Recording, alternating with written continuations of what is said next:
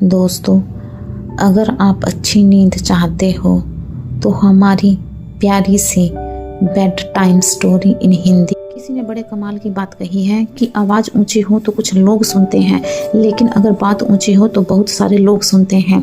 Hey guys, मैं हूं सुमन, आपकी दोस्त, लेकर आई हूं एक छोटी सी कहानी। ये कहानी है एक छोटे से लड़के की जो 24 साल का है, जो सेठ के यहाँ पर नौकरी करता था।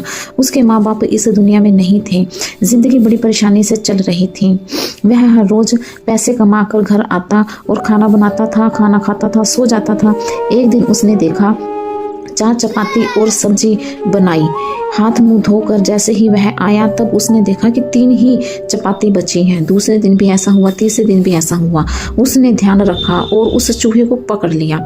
एक चूहा मोटा सा जो उसकी चपाती लेकर जा रहा था, चूहे को पकड़ा तो चूहे ने कहा, भाई ये तो मेरी किस्मत की है, इसे क्यों खा रहे हो? मेरी चपाती तुम मुझे दे दो। उस लड़के ने चूहे से कहा, तुम्हें पता है मेरे पास ज्यादा पैसे नहीं है, मैंने 4 चपाती बनाई थी, उसमें से भी अगर मैं तुम्हें दे दूंगा तो मैं क्या खाऊंगा?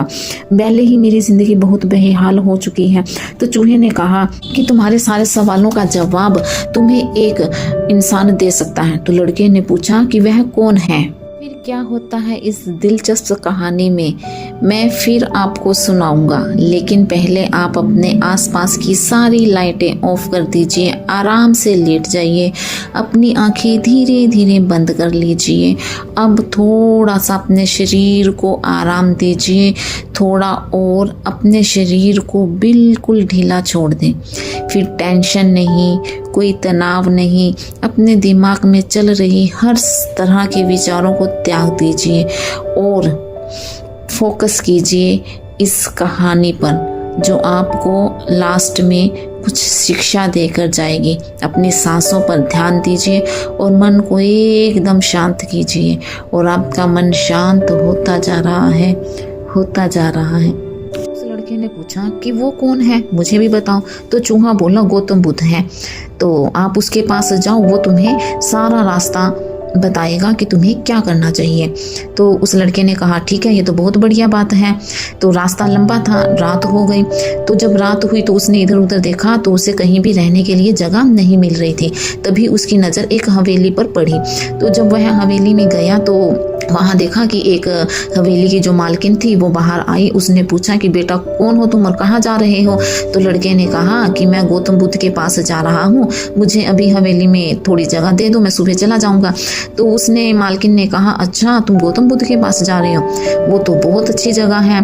तो मेरा एक सवाल है, तो क्या तुम गौतम बुद्ध से पूछकर उसका जवाब ले आओगे? तो लड़के ने कहा, हाँ ज़रूर, क्यों नहीं, आप मुझे अपना सवाल बताइए, मैं पूछूंगा उनसे जाके। तो जो मालकिन थी हवेली की, उसने कहा कि बेटा मेरी 20 साल की जो बेटी है और वो 20 साल से एक शब्द भी नहीं बोली, वो बोल नहीं सकती, बस ये पूछ लेना कि मेरी बेटी कब बोलने लगेगी। लड़के ने कहा, माता जी आप परेशान मत हो, मैं जाऊंगा तो आपके सवाल का जवाब जरूर लेकर आऊंगा। अगले दिन वहां से चल पड़ा। रास्ता बहुत ही ज्यादा लंबा था, वहां पर बड़े बड़े पहाड़ थे ऊंचे ऊंचे, जिनको देखकर वो घबरा रहा था। तभी उसकी नजर एक जादूगर पर पड़ी।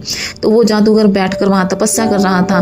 तो उसने जादूगर से कहा, उस लड़के ने, कि मेरी बात सुनो, मुझे गौतम बुद्ध के पास जाना है, तो मुझे रास्ता नहीं पता, कैसे इन बड़े बड़े पहाड़ों को पार करूं।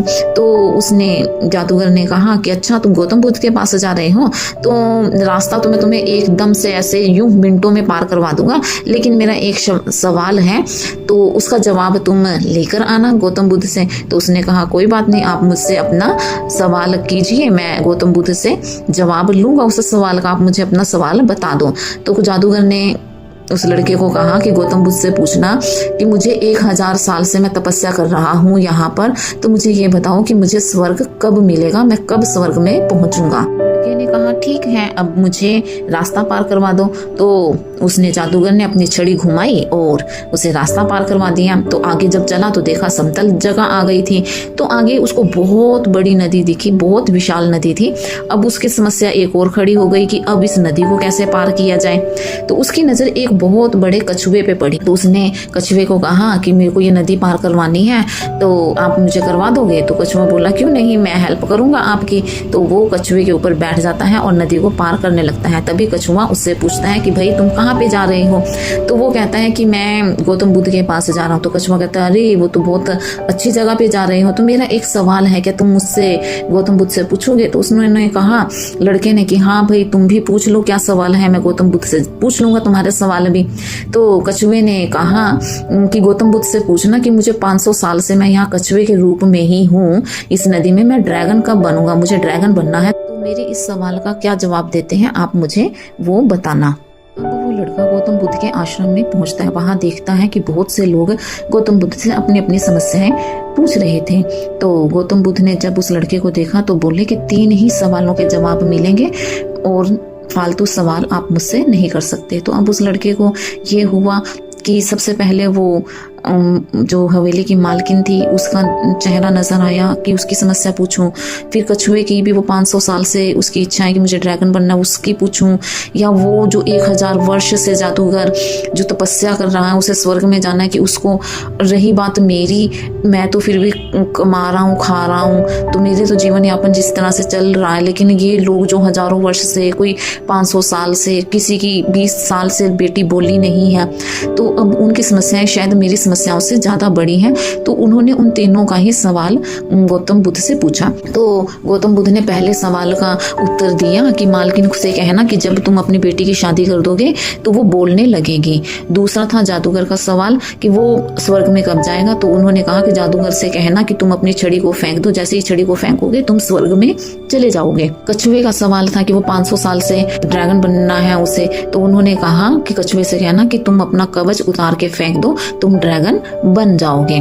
तो ये तीनों के सवाल लेकर वो आया। तो सबसे पहले वो गया कछुए के पास। तो कछुए को कहा कि तुम्हारा जवाब ये है कि तुम इस कवच को उतार के फेंक दो, तुम ड्रैगन बन जाओगे। जैसे ही कछुए ने अपना कवच उतारा तो उसके जो कवच में से मोती ही मोती निकले, जो उन्होंने उसको लड़के को दे दिए। अब लड़का जादूगर के पास आया तो जादूगर से बोला कि जैसे ही तुम इस छड़ी को छोड़ दोगे तुम स्वर्ग में पहुंच जाओगे। जैसे ही जादूगर ने छड़ी छोड़ी तो वो स्वर्ग में पहुंच गया।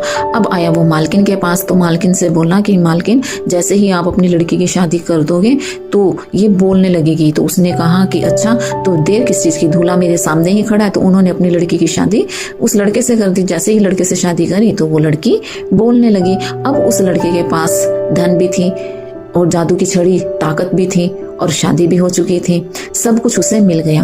तो इस कहानी से क्या सीखने को मिला कि जैसे ही हम चीजों को छोड़ना शुरू कर देते हैं ना, तो कुदरत हमें चीजें देना शुरू कर देती है।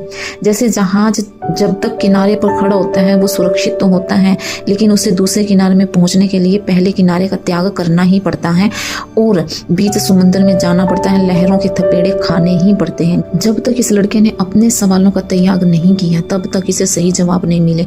जैसे ही इसने अपने सवाल को छोड़ा और दूसरों के सवालों को जवाब पाया, इसे सब कुछ मिल गया। तो कहने की बात यही है, जब तक हम छोड़ेंगे नहीं तब तक हमें मिलेगा नहीं। तो छोड़ना जरूरी है। आई होप आपको आज की ये कहानी पसंद आई हो। पसंद आई हो तो चैनल को लाइक, शेयर और सब्सक्राइब जरूर करना। मिलते हैं नेक्स्ट वीडियो में नई कहानी के साथ। तब तक के लिए बाय बाय।